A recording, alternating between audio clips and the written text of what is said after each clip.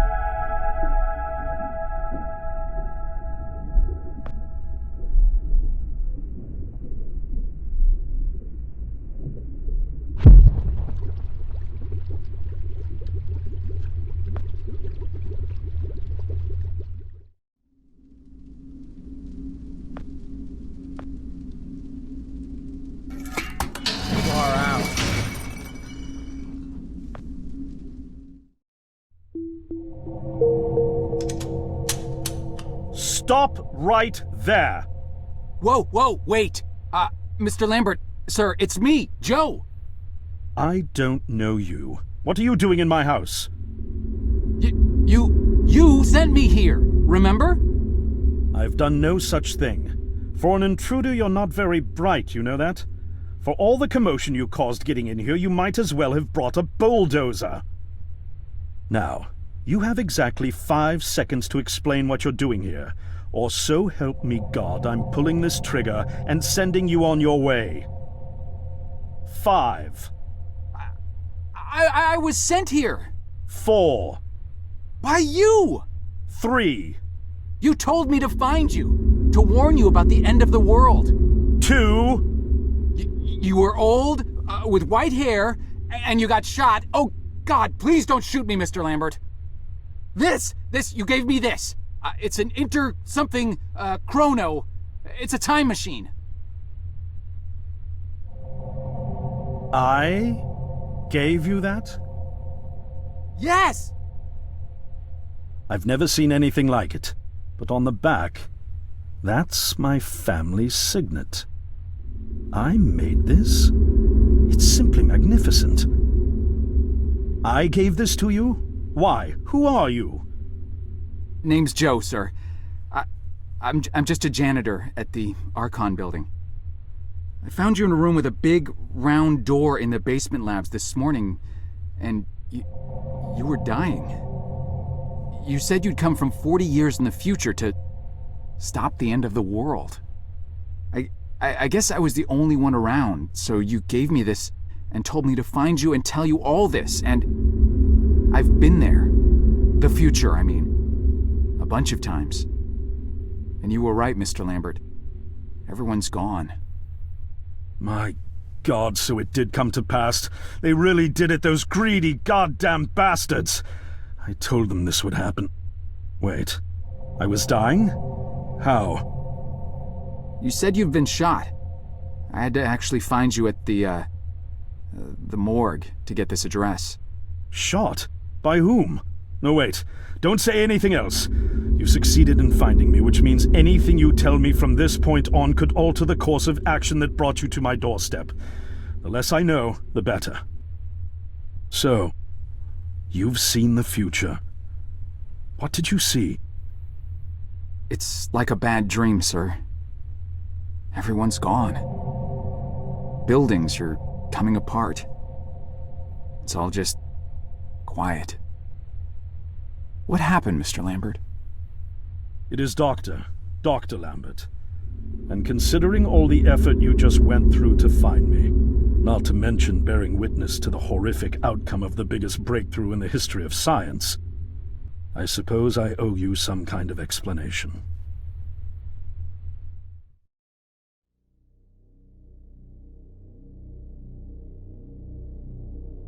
I was 24 when I got hired by Archon, or Athena as it was called back then. Athena was one of the many weapons R&D companies formed during the Second World War. Unlike other R&D companies that had retooled themselves to pursue peacetime activities after the war, Athena had made enough money to continue chasing the next big thing in defense technologies. They were betting the farm on post-war Soviet expansion, raising the level of government paranoia to create a lucrative market for esoteric weapons research. I'd say they made the right bet. Still a theoretical physicist at MIT, my thesis on the possibility of time travel via dimensional membranes got published shortly after I was hired in 1961. Company heads were so impressed, they gave me a team and a budget. Development exceeded even my own expectations, and after only 6 years, we had the first primitive version of the time machine up and running.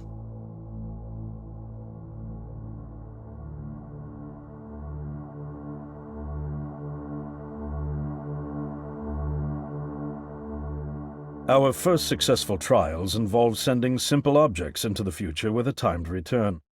But with Archon running out of money, that was all the company bigwigs needed to secure a big fat contract with the Department of Defense. Apparently, we had sold them on the idea that the technology could be used to go back in time and strangle communism in its cradle. The reality, of course, was that it couldn't. Due to the laws of causality, you can't travel back in time beyond the point where time travel was invented. And sooner or later, we had to explain that to our benefactors. When they started pushing for progress reports, Archon management had to come clean, but instead chose to ease government concerns by claiming the technology could be used to bring back advanced weapons from the future. But this, too, was a lie.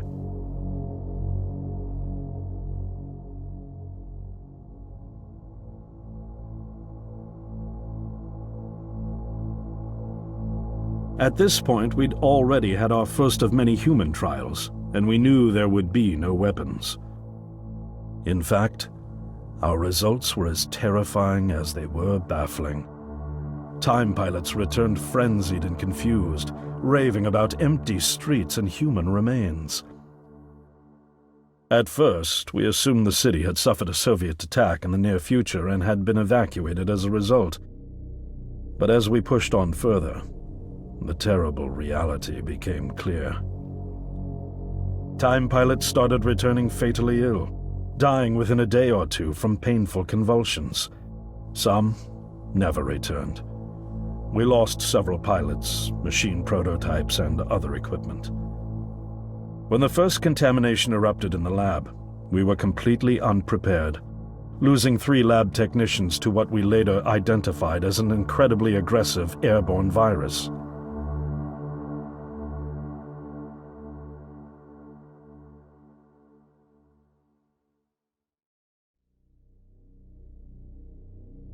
Although we weren't equipped to handle biohazards of this magnitude, management insisted we contain and study it. To keep our pilots and the virus alive long enough to study, we co-opted experimental cryotechnology from another project, Lazarus, and established a makeshift virus lab. Once again, the bigwigs managed to spin our setbacks into a success story for the Department of Defense, now claiming that the virus could be cultivated for use as a biological weapon. The team threatened to resign, but outrage was swiftly quenched by promises of massive salary increases and stock options. I didn't take the bribe. I'd witnessed the lethal efficiency of the virus firsthand. I knew there was only one way this was going to end, so I handed in my resignation and set up shop out here. For over a year, I've been working to recreate the technology to bring me back in time and prevent mankind's extinction from ever happening.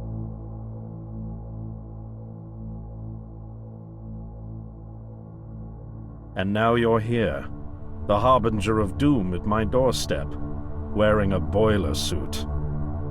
Who could have imagined that Judgment Day would begin like any other Monday in May? In any case, unfathomable as it may be that you were able to bring this information to me, knowing is only half the battle. Preventing the outbreak will require more than just your tenacity. Me? Wait, what? Yes, I'm afraid I must rely on you one more time. You must go back to Archon and prevent the outbreak. No, that's, I mean, I'm really honored and everything, but... Believe me, you're the last person in the world I want to entrust with this, and I mean that quite literally. But by this time tomorrow, the entire city will have succumbed to chaos, panic, and death. You're here now, and you're all I've got. Wait, but what about you? Can't you fix this, Doc? Don't you have a plan? I can't go myself, because that would break the law of causality. The only reason you are here to warn me now is because I was there to send you.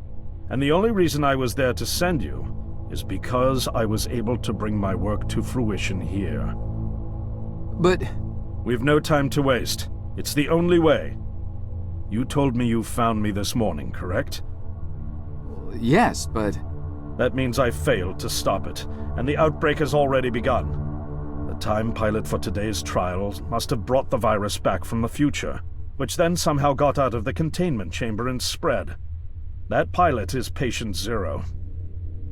I need you to destroy the supercomputer system controlling the time machine. All the research data is stored there too.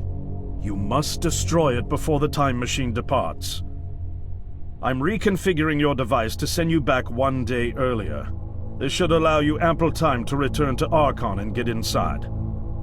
On the other shore from here, about 500 yards down the road, is a rest stop. You'll find a van there, fueled and ready to go.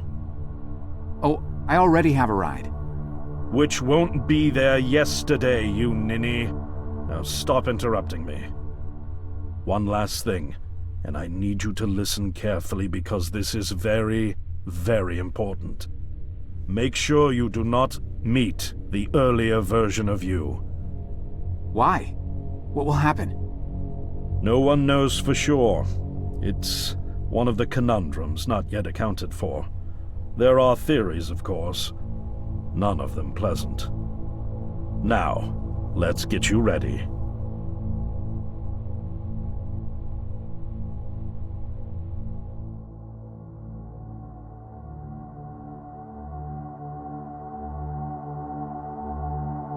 How did I get myself into this? I nearly got killed trying to reach Dr. Lambert thinking he had a plan.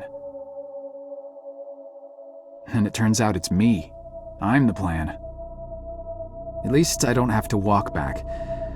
This van's not as cool as the ambulance, but it has its charm.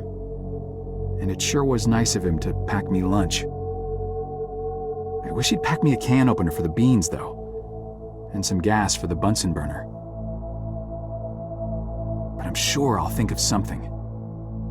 I've got several hours of driving ahead of me after all. It'll be almost morning before I get to Archon. I just hope I have enough time.